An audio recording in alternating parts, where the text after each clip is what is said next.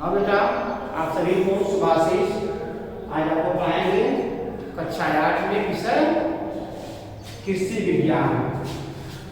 कृषि विज्ञान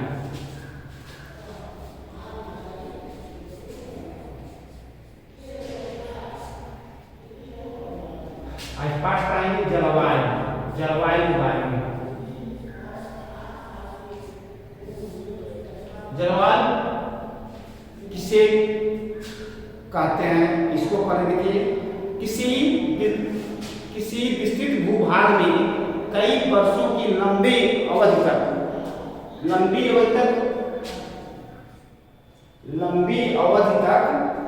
पाई जाने वाली मौसम की दशाओं को क्या कहेंगे? मौसम की दशाओं को जलवायु कहते हैं। मौसम की दशाओं को जलवायु कहते हैं तथा जलवायु के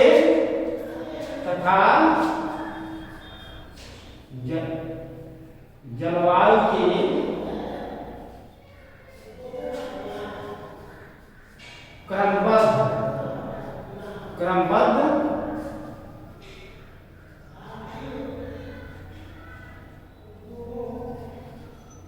अध्ययन को क्या कहेंगे? अध्ययन को जलवायु विज्ञान कहेंगे। क्या कहेंगे? जलवायु विज्ञान कहते हैं। जलवायु विज्ञान कहते हैं। अब इसमें आप आगे देखिए, किसी क्षेत्र की कृषि क्रियाओं और फसलों पर वहां की जलवायु का गहरा प्रभाव पड़ता है। मौसम के क्या कहते हैं? मौसम के अनुकूल ही फसलें उगाई जा सकती हैं। मौसम के अनुकूल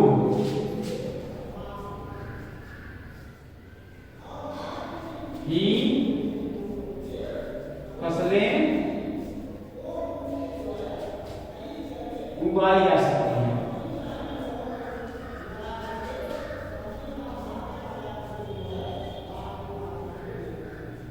उगाई जा सकती हैं। इसमें देखिए ये होता है, मौसम के अनुसार फसलें कितने प्रकार की होती हैं? मौसम के अनुसार फसलें 3 प्रकार की होती हैं। कितने प्रकार की होती हैं? 3 प्रकार की होती हैं। 3 प्रकार की होती हैं। किसके अनुसार? पहला हो गया खरीफ की फसल, दूसरा हो गया रबी की फसल,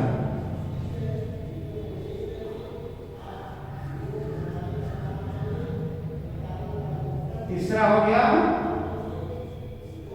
जायद की फसल। खरीफ की फसल कब बोते हैं? इस समय देखो धान बोया गया है, गन्ना बोया गया है, किसकी फसल है? ये फसल होती है कि खरीफ में, ये फसल होती है खरीफ की। क्या होगा इसमें? धान हो गया, गन्ना हो गया,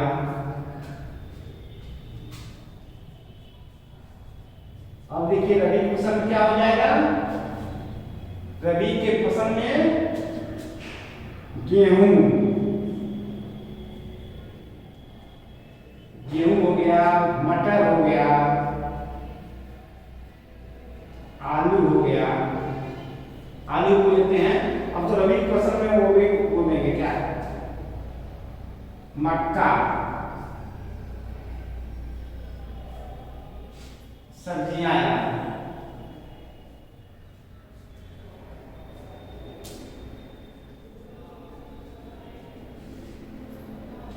अब जायद की फसल के लिए कद्दू लाते हैं ना, कद्दू हो गया, ककड़ी हो गया, खरबूजा हो गया,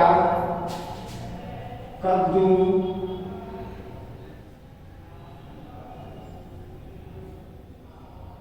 ककड़ी, खरबूजा, खरबूजा तो ना गोल से होता है, तरबूजा, तरबूज, भिंडी भी है, भिंडी आलू, भिंडी आलू। तो देखो मैदानी क्षेत्रों में इन क्षेत्रों में मौसम के अनुकूल फसलों को खेती करके क्या करते हैं, अच्छा उत्पादन प्राप्त किया जा सकता है। जैसे खरीफ में वर्षा अच्छी होने पर क्या करते हैं, खरीफ में क्या होता है, इस समय जो खरीफ चल रहा है इसमें क्या है, अच्छी फसल होने पर धान की पैदावार अधिक होगा, मटर गन्ना की पैदावार अधिक होगा। लेकिन जिस खेत में मानो धान की फसल को बोए हैं, धान की फसल में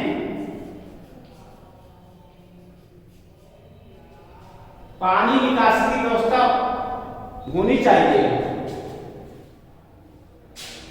पानी निकासी की व्यवस्था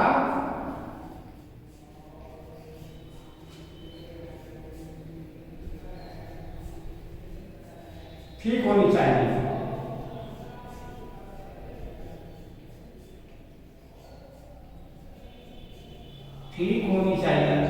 इससे क्या होगा, अधिक पानी मिल जाने से क्या होगा, जो धान की फसल है वो पीली हो जाता है। अधिक पानी लगने से क्या हो जाएगी, फसल पीलापन दिखने लगता है।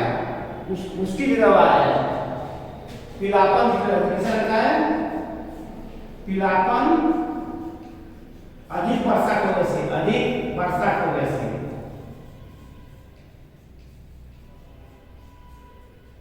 पीलापन दिखने लगता है,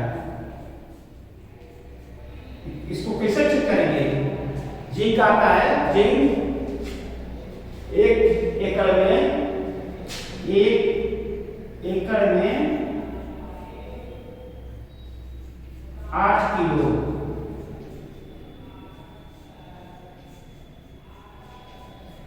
जिंक का घोल बनाकर छिड़काव कर देना चाहिए। स्प्रे मशीन से छिड़काव कर देने से 15 दिन के अंदर 2 बार छिड़काव कर देने से पीलापन दूर हो जाता है। क्या हो जाता है, पीलापन दूर हो जाता है।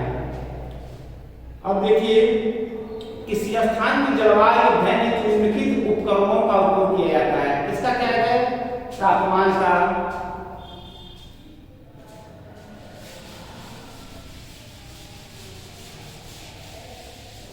पहला हो गया तापमान का, इसका क्या कहते हैं, तापमान का।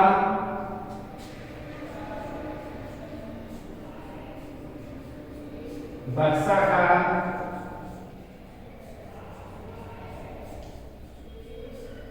तीसरा पवन का,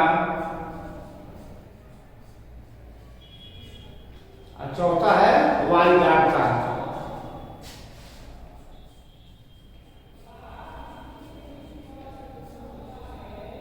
वायुदाब,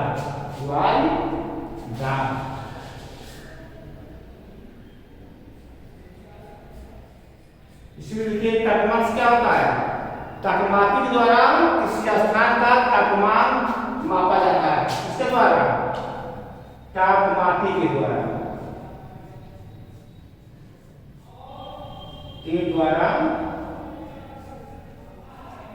किसी स्थान का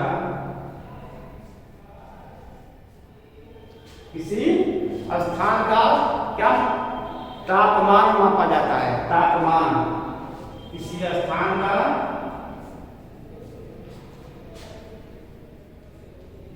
तापमान मापा जाता है। अब देखिए वर्षा किस तरह, जब कहीं वर्षा अधिक होती है तो किस तरह मापते हैं, तो उसका प्रयोग करते हैं वर्षा मापी यंत्र।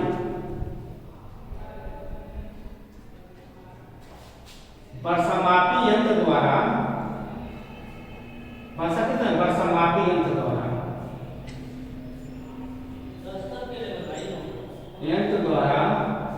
किसी स्थान विशेष पर किसी स्थान विशेष पर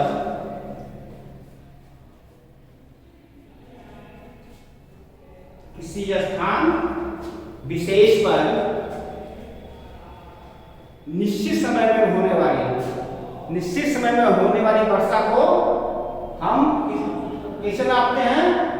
वर्षा मापी यंत्र से मापते हैं। इसमें क्या होता है बेटा? इसमें एक बेलनाकार खोल में एक शीशे की बोतल होती है। बोतल के व्यास के बराबर व्यास वाली एक कीप इस पर रखी होती है। वर्षा में से क्या करते हैं? वर्षा में से खुला छोड़ देते हैं। वर्षा की बूंदें धीरे धीरे बोतल में क्या होती है? एकत्रित हो जाती है। इसे नाप लिया जाता है और नाप पर ज्ञात कर लिया जाता है कितनी वर्षा हुई है। अब देखिए वायु दाब मापी कौन किस तरह करेंगे? वायु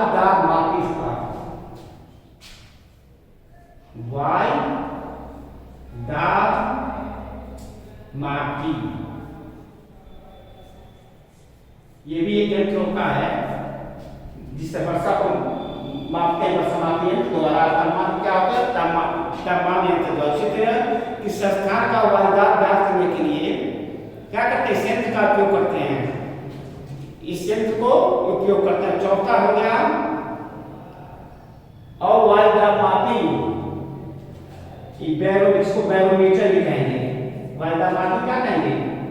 बैरो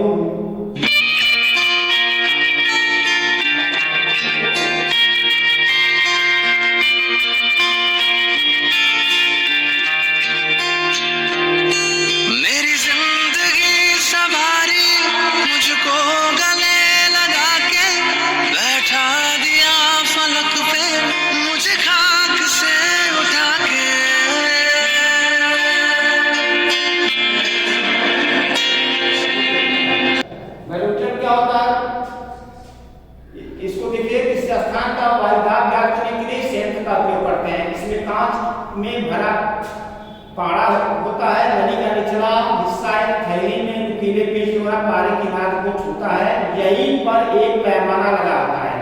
वायु दाब घटने बढ़ने पर साथ में लगे थर्मामीटर से तापक्रम व वायु दाब मापी से वायु दाब साथ साथ ज्ञात हो जाता है। अब देखिए जलवायु के आधार पर उत्तर प्रदेश में कृषि क्षेत्रों का विभाजन लास्ट है। जलवायु के आधार पर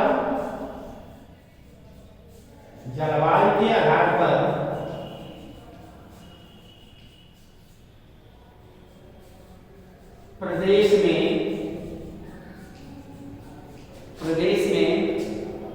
कृषि क्षेत्रों का विभाजन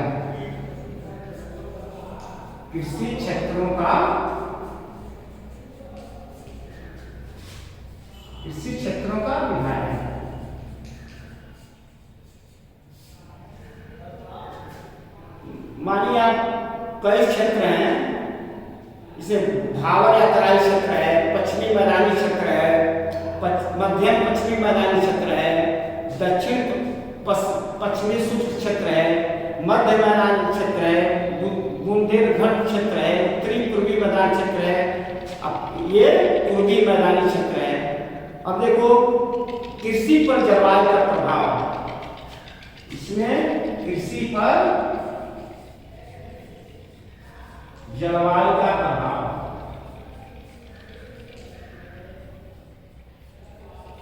हेडिंग है प्रभाव, कृषि पर जलवायु प्रभाव।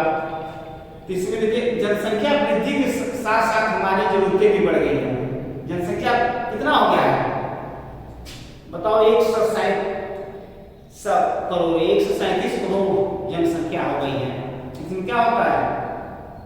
हमारी जरूरतें भी बढ़ गई हैं। मतलब उसकी पूर्ति के लिए हम लगातार क्या करते हैं? वनों को काट रहे हैं, जिसके कारण वैश्विक ताप उष्मा में भी वैश्विक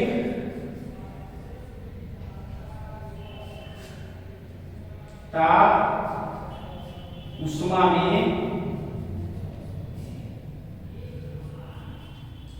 लगातार वृद्धि हो रही है, लगातार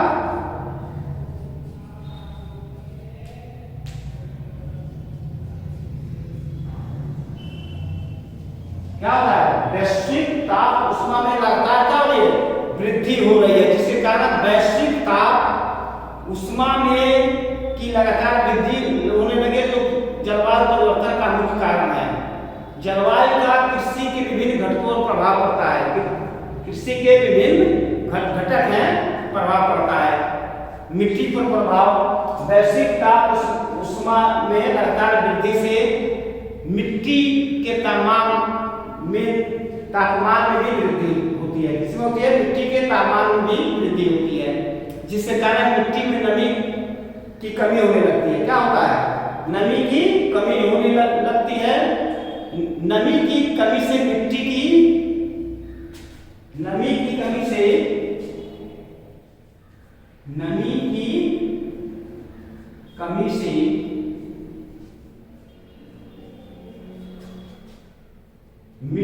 लवणता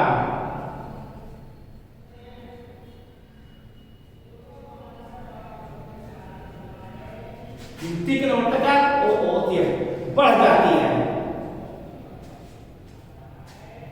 बढ़ जाती है,